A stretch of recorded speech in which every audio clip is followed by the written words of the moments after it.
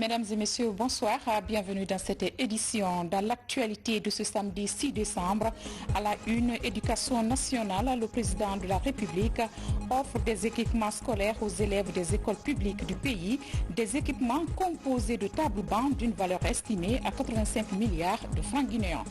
Ce soir, notre grand format porte sur l'effectivité de la prise en charge sanitaire pour les agents des services publics, une initiative présidentielle en marche depuis 4 ans et compte à ce jour environ 500 bénéficiaires de soins gratuits. Et puis, salubrité publique, Conakry produit chaque jour environ 12 000 tonnes de déchets de tout genre. La problématique de la gestion des ordures toujours d'actualité et les nouvelles autorités s'engagent à inverser la tendance. Encore une fois, bienvenue à tous. Vous le savez, depuis hier, le CADAC, Centre d'administration automobile de Conakry, a changé de nom et de visage. L'actuel bureau régional des transports terrestres de Conakry est un nouvel édifice flambant neuf interconnecté aux 7 succursales régionales. Une innovation qui va favoriser la numérisation des cartes grises et renflouer les caisses de l'État avec une fourchette de recettes annuelles de 75 milliards de francs guinéens. Reportage Mounir Barry, Fodé Camara. Sur le site de la bâtisse coloniale du CADAC, Centre d'administration automobile de Conakry, quelques mois après la pose de la première pierre, un édifice majestueux vient d'être réalisé. Par ce partenariat public-privé, les autorités entendent révolutionner le secteur des transports terrestres à travers la numérisation des cartes grises et des registres d'immatriculation, jusque-là manuellement tenus.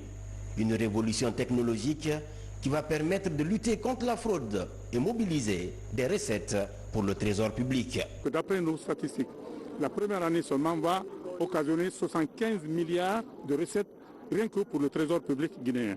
Donc c'est un projet qui est extrêmement intéressant, qui n'est que le prélude à un autre qui va être mis en œuvre dans les semaines à venir, celui de la biométrisation des permis de conduire. Déjà, de nombreux efforts sont consentis par le département des transports et ses partenaires qui œuvrent dans le cadre de la qualification du secteur en vue de moderniser et de sécuriser les cartes grises qui autrefois étaient confectionnées avec des outils rudimentaires. Après la réalisation de ce bâtiment R+1 et son équipement mobilier, un logiciel performant est conçu pour fiabiliser les statistiques. Des produits innovants que le président compte mettre à la disposition des populations à des prix abordables. Le président l'a si bien dit que les tarifs doivent être à la portée des populations guinéennes.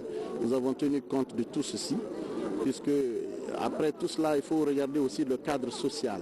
Nous savons quel est le niveau de vie des Guinéens. Ce sont des montants qui sont relativement modestes, qui vont de 200 000 francs guinéens pour un petit véhicule jusqu'à peut-être un peu plus d'1 million pour les gros camions ou les véhicules agricoles ou les véhicules de travaux publics ou les véhicules miniers. Donc il s'agit vraiment de montants bien calibrés par rapport au pouvoir d'achat des ménages. Dans le cadre de ce projet de modernisation, 314 jeunes sont formés et plus de 200 d'entre eux seront embauchés et répartis dans les 7 bureaux régionaux des transports terrestres plus la zone spéciale de Conakry. Le lancement de ce projet d'immatriculation et de réimmatriculation est prévu pour le 4 janvier 2021. Du côté de l'Assemblée nationale, les débats se poursuivent sur le volet recettes du budget 2021. L'institution parlementaire exige la présence de toutes les régies financières du pays. C'est pour faire face aux préoccupations sur la mobilisation des recettes propres évaluées à plus de 23 000 milliards de francs guinéens. Explication François Lama. La part du volet recettes dans la loi de finances initiale 2021 se lève à plus de 23 000 milliards de francs guinéens. Pour la mobilisation de ces recettes, pense sur le volet recettes avant l'adoption en séance plénière. C'est une bonne nouvelle pour les élèves des écoles publiques du pays. Le président de la République, professeur Alpha Condé, vient de leur offrir des équipements constitués de tables-bancs. Cet important soutien à l'éducation nationale vient ainsi améliorer le cadre d'apprentissage des élèves de ces établissements publics à travers tout le pays. Explication Mamaïsata Kamara. Une générosité de l'État. Pour redorer le blason de l'école guinéenne, le président de la République, professeur Alpha Condé, vient de doter les écoles publiques du pays en table-banc. Ici à Conakry, le lycée-collège de Sonfonia, après sa rénovation, reçoit les premières livraisons. Depuis l'ouverture, on n'a pas étudié faute de table-banc. Et si aujourd'hui la livraison a commencé, vraiment c'est une joie immense. L'école en avait vraiment besoin, c'est pour cela d'ailleurs on n'étudiait pas. Nous avons 300 et quelques table-bancs maintenant là. Au compte de cette première livraison, le lycée collège de Sanfonia est en première ligne. Le ministre de l'Éducation nationale est présent sur les lieux pour se rassurer de la qualité des tables-bancs. Cette année, c'est un budget spécial qui a été donné au MENA grâce au Premier ministre qui a bien voulu intercéder auprès du président de la République, qui a pris dans son budget de souveraineté 85 milliards pour mettre à la disposition du MENA pour pouvoir acheter des tables-bancs, à la fois pour remplacer les tables-bancs qui sont déjà gâtés et pour équiper les écoles qui étaient en rénovation et qui sont en nouvelle construction. On va acheter des tables-bancs à Conakry pour servir Conakry, le Grand Conakry et la Basse-Guinée. Et nous allons aussi envoyer des missions à l'intérieur du pays qui vont faire des commandes locales de tables-bancs avec les caractéristiques que nous voulons. Le projet d'équipement des écoles publiques en table-banc est un engagement de justice sociale du chef de l'État pour faciliter l'accès à l'éducation pour les enfants de Guinée. Ce projet d'éducation pour tous couvre les 33 préfectures pour un coût global de 85 milliards de francs guinéens. De l'humanitaire à présent, ce geste qui donne du sourire aux enfants démunis. Il s'agit des fournitures scolaires offertes aux pensionnaires du centre d'appui, aux sans-abri et aux orphelins. Une manière pour les donateurs de faciliter la scolarisation de ces tout-petits en ce début d'année scolaire. Reportage Moussa Bangora. Les enfants du centre d'appui aux sans-abri et orphelins de Guinée et enfants déshérités de Lambagny bénéficient des fournitures et autres kits scolaires. Le don est de l'association des jeunes en action pour l'émergence de la Guinée. Il vise à faciliter la scolarisation de ces tout-petits en situation difficile en ce début de la rentrée des classes. Si vous voyez que j'ai contribué dans ce domaine, c'est pour permettre aux enfants d'aller à l'école, de les éduquer. Parce que l'éducation d'un enfant, ces enfants sont l'avenir de ce pays. En plus de ces centres d'encadrement des enfants, les femmes marchandes du marché Kobaya ont bénéficié aussi de cet appui de l'association. Pour les bénéficiaires, c'est un ouf de soulagement. Nous disons merci à cette ONG pour cette action. Elle nous va droit au cœur.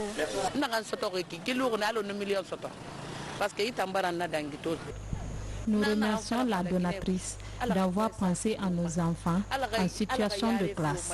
Que Dieu protège la Guinée et les Guinéens.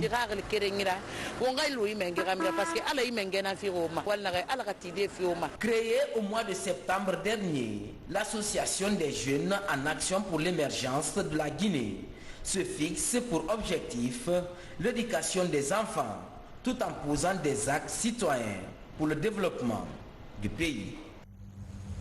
On en vient maintenant à notre grand format du jour, la prise en charge sanitaire pour tous les agents de service public. Oui, ça existe bel et bien en Guinée. L'Institut national d'assurance maladie obligatoire INAMO est une initiative présidentielle pour répondre gratuitement aux besoins en couverture sanitaire des agents à tous les niveaux de l'administration publique. Déjà en 4 ans, environ 500 patients de diverses pathologies ont bénéficié d'un traitement gratuit, comme le prouve ce reportage de Hadiatou Bari. Du Brika, l'une des 33 préfectures de la Guinée. Dans cette ville en périphérie de la capitale Conakry, vit Bintou Traoré. La jeune mère, âgée d'une trentaine d'années, vient de gagner son combat contre un cancer de sein. Le traitement médical a pris 11 longs mois hors du pays. Aujourd'hui, les douleurs oubliées, Bintou renoue avec la joie de vivre avec sa petite famille, même si la tristesse s'invite parfois. Je suis contente parce que ma mère est venue. Le mois où ma mère partait pour faire ses traitements, nous avons perdu l'espoir. On peut remercier le bon Dieu. c'est la maladie qu'on a enlevée. Ce n'est pas le sein qui était atteint, mais plutôt la maladie. Donc aujourd'hui, on va remercier la famille qui nous a soutenus et remercier le professeur Alpha Condé pour son programme mis en place l'INAMO. L'Institut national d'assurance de maladie obligatoire est l'institution qui a couvert la totalité des frais de prise en charge de Bintou. Au département contrôle médical et de lutte contre la fraude de l'INAMO, le dossier de Bintou a fait l'objet d'un minutieux examen. Après admission, la complexité de la prise en charge a fait débourser des centaines de millions de francs guinéens à l'INAMO.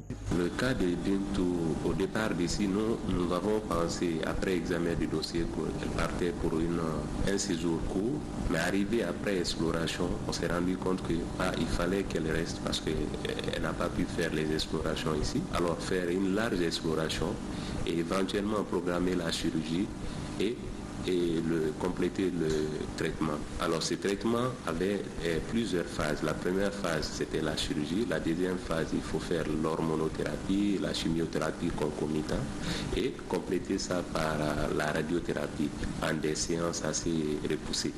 Initiative présidentielle, l'Institut national d'assurance de maladie obligatoire est mis en place pour répondre aux besoins en couverture santé des agents publics et leurs familles.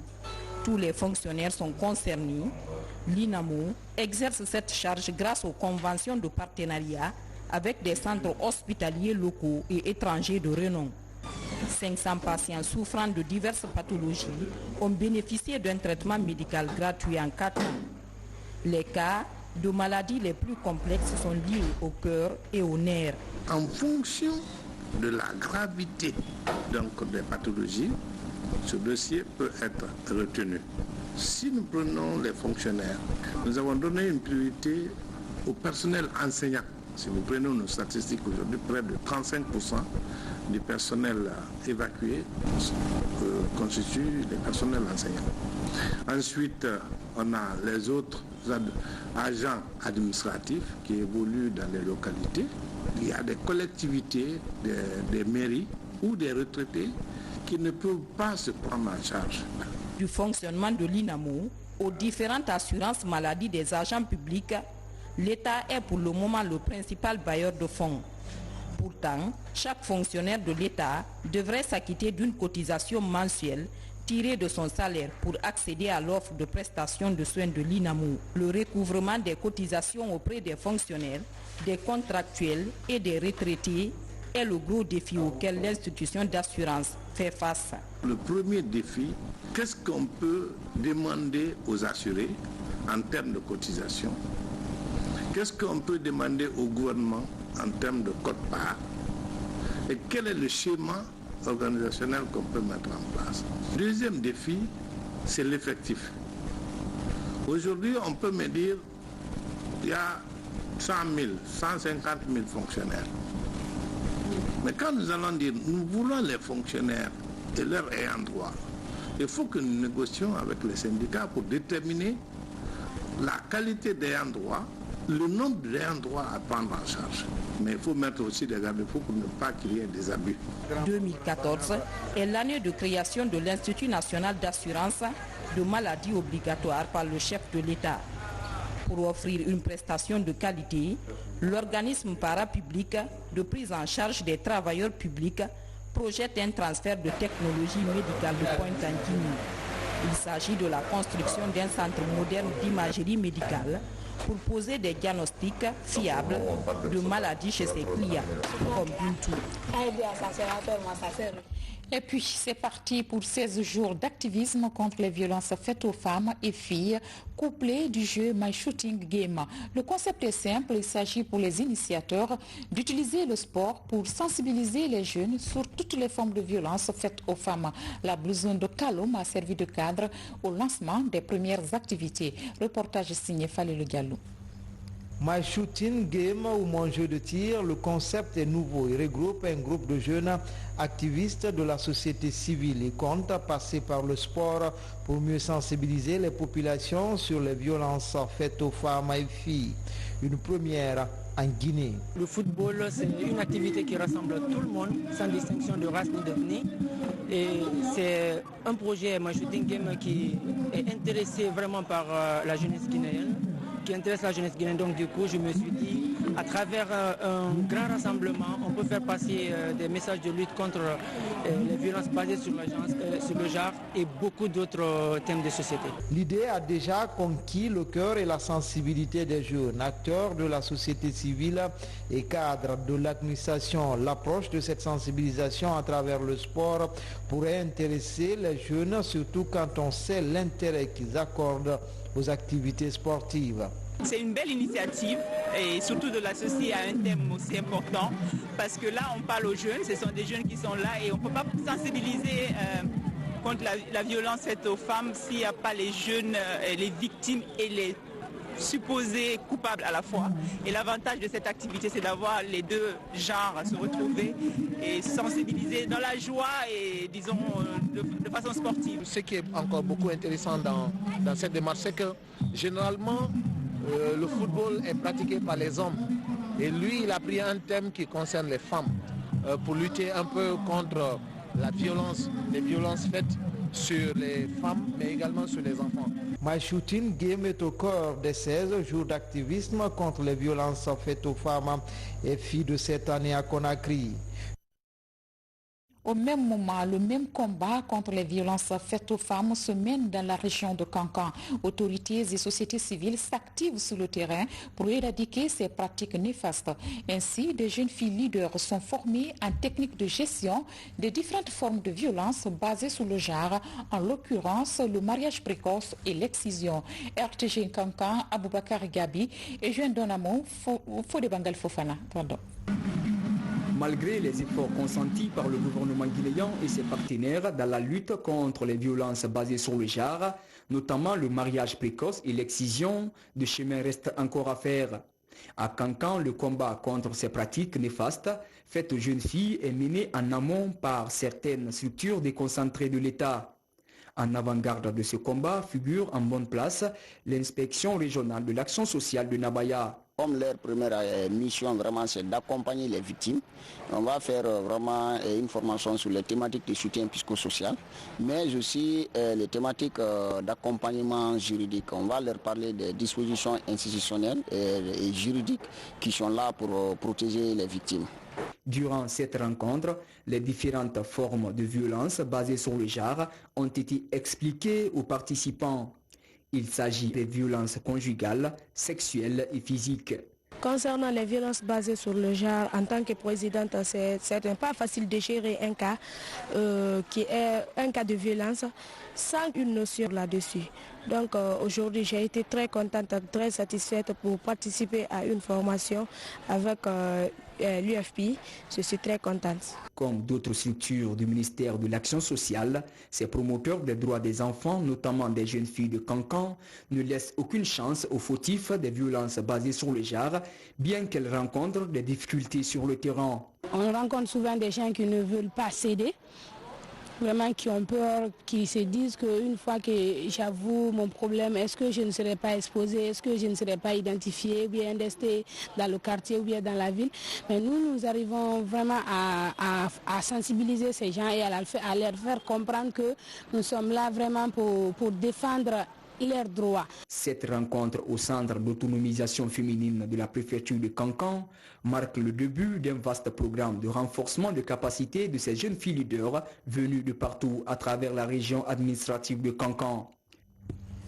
Troisième grand titre de ce journal, salubrité publique. Selon les études, Conakry produit chaque jour environ 12 000 tonnes de déchets de tout genre. Jusque-là, un casse-tête pour les autorités du pays. La problématique de la gestion des ordures commence à être résolue avec la nouvelle politique d'assainissement. La ville est de plus en plus propre, bien que beaucoup reste à faire encore. Mohamed Alpha Baldé, Adama Elsa Traoré. Ces derniers temps, Conakry est de moins en moins sale.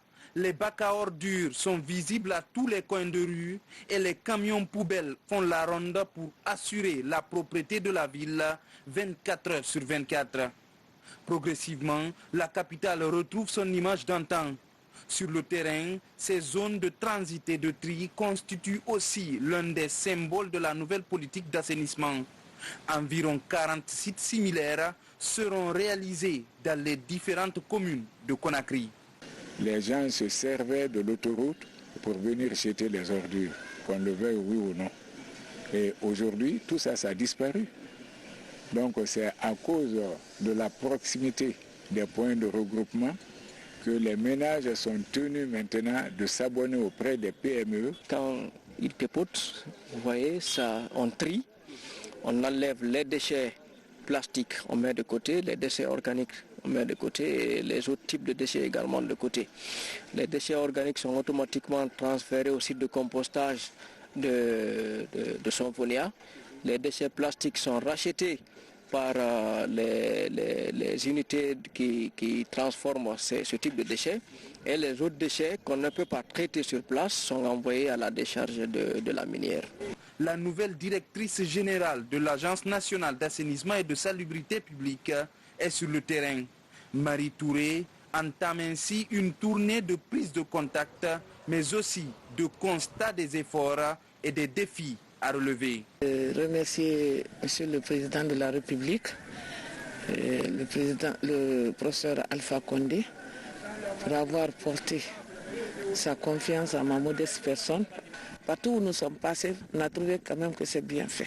Il faudrait bien que nous passions, que l'État même pense à la réalisation du projet de Baritodi. Parce que vous-même, si vous regardez tout à l'heure, là, vous allez voir que la minière ne prendra plus maintenant 5 ans. Dans 2, 3 ans, 4 ans, on sera obligé de fermer ici. Aujourd'hui, les partenaires turcs, Al Bayrak et Piscini, sous la coordination de l'ANASPE, s'activent jour et nuit pour rendre Conakry propre. Il existe désormais un logiciel pour détecter la présence des chenilles dans les champs agricoles. Pour cerner les différents contours liés à l'utilisation de cet appareil, des acteurs du monde rural sont actuellement en formation dans la ville des Agrumes. Reportage à Kindia, Yaya Silla, Fana Labaya Kamara. Les chenilles légionnaires dans les champs de maïs font beaucoup de dégâts partout en Afrique. En Guinée, à l'intérieur du pays, toutes les préfectures connaissent l'invasion des chenilles légionnaires. Elles s'attaquent principalement les champs de maïs. C'est pour mener une âpre lutte contre ces chenilles légionnaires dans les pays africains que la FAO, avec l'appui de la Banque africaine de développement, a mis au point un logiciel pour permettre aux paysans de remonter l'information sur leur présence dans les champs. C'est sous format d'une application Android qui s'installe sur des dispositifs mobiles. Il consiste à faire des révisions et des prospections sur les cultures sur pied et à favoriser donc qu'on puisse tracer le comportement de la chenille, le pourcentage de superficies qui sont touchées au niveau sous-régional et national, et en quelque sorte déclencher toute alerte précoce. Après les cours théoriques sur la connaissance du logiciel, les travaux pratiques sont organisés sur le terrain afin de mieux outiller le réseau de surveillants. Chacun est conscient que le mal existe, la chenille existe partout. Donc ils ont répondu. En fait, ils sont les répondants directs parce que c'est les paysans qu'on a invités cette fois-ci. Les encadreurs tels que Amprouka, la protection des végétaux, l'IRAG, ils ont déjà eu la formation sur l'application qu'on est en train de gérer, c'est-à-dire les smartphones, les appareils avec quoi on doit faire la prospection. La lutte contre les chenilles légionnaires est un défi pour les autorités qui requiert la mobilisation de tous les acteurs du monde agricole et les partenaires techniques et financiers. À Conakry, finit la formation d'une 50aine de soldats à l'école de l'armée de l'air. Un renforcement de capacité pour consolider les aptitudes opérationnelles des soldats dans la défense et la protection des installations aéroportuaires. Sergent-chef Alassane Gabi est correspondant de la presse militaire. Dans l'optique d'adapter la formation aux nouvelles exigences du terrain, l'état-major de l'armée de l'air offre à 40 soldats les cours d'initiation à la protection défense, avec une expertise des éléments français au Sénégal. Messieurs les stagiaires, vous allez former dans un futur proche, j'espère, l'escadron de protection de cette base militaire. Gardez bien en mémoire tout ce que vous avez appris durant ces 2 semaines. Entraînez-vous très régulièrement. Messieurs les nouveaux formateurs, à compter d'aujourd'hui, vous êtes lâchés et pouvez réaliser des formations de niveau 1 en toute autonomie. Vous êtes des spécialistes de la protection de défense des points sensibles R. La tâche qui vous attend est immense. Alors, sa réalisation ne sera possible qu'avec la discipline, la cohésion, le professionnalisme et l'amour du métier de fusilier commando. En tout cas, je suis convaincu que l'armée de l'air, pour sa part, mettra tout en œuvre pour regrouper et entretenir ce personnel spécialisé en vue de leur utilisation optimale. Cette formation s'inscrit dans le cadre de la professionnalisation de l'armée guinéenne, un des objectifs clairement définis dans la politique nationale de défense et de sécurité. Les autorités militaires guinéennes, en coopération avec la mission de coopération française, ont opté pour cette nouvelle démarche de formation afin de faire adopter nos militaires à cette nouvelle forme de menace en leur inculquant les nouvelles techniques de riposte et de réactivité.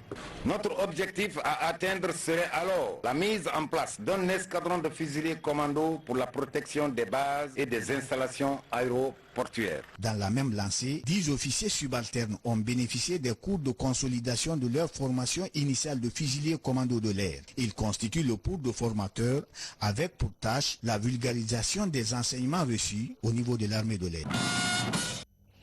Enfin, en bref et en image, la Guinée pleure aujourd'hui la perte d'un de ses dignes fils. Doura Chérif tire sa révérence à 75 ans après plus de 35 ans de bons et loyaux services rendus à la nation. Ce grand magistrat est décédé au petit matin de ce samedi à Conakry. Diplômé de la 7e promotion de l'Institut Polytechnique Gamal Abdel Nasser de Conakry, Doura Chérif a contribué à la formation des jeunes générations de magistrats. Il a surtout marqué le grand public lors du procès des gangs des années 90, un procès qu'il a conduit avec brio. Magistrats, mesdames et messieurs, c'est avec cette page noire que nous fermons ce journal. Ce fut un plaisir pour moi de vous servir durant ce week-end. À tous et à toutes, je vous souhaite un bon début de semaine et à bientôt.